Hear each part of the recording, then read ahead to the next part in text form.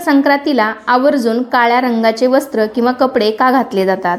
मकर संक्रांती हा सण पौष महिन्यात येतो आणि पौष महिन्यात खूप कडाक्याची थंडी असते.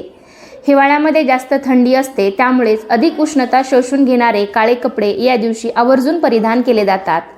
इतर कोणत्याही रंगांच्या कपड्यांच्या तुलनेत उष्णता शोषून घेण्याची क्षमता ही काळ्या रंगामध्ये अधिक असते, त्यामुळे शरीराला ऊब मिळते. काळ्या रंगाच्या कपड्यांचा फायदा आपले शरीर उबदार ठेवण्यासाठी मदत होते. म्हणून अगदी लहान मुलांपासून वयस्कर लोकांपर्यंत सारेच जण या दिवशी काळ्या कपड्यांना घालण्यासाठी प्राधान्य देतात. शिवाय आपल्या शरीराला उष्णता मिळावी, शरीर उष्ण राहावं म्हणून या सणाला तिळगुळ वाटले जातात.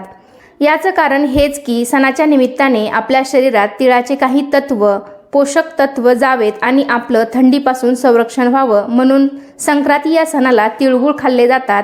तसेच मिक्स भाजी खाल्ली जाते आणि काळ्या रंगाचे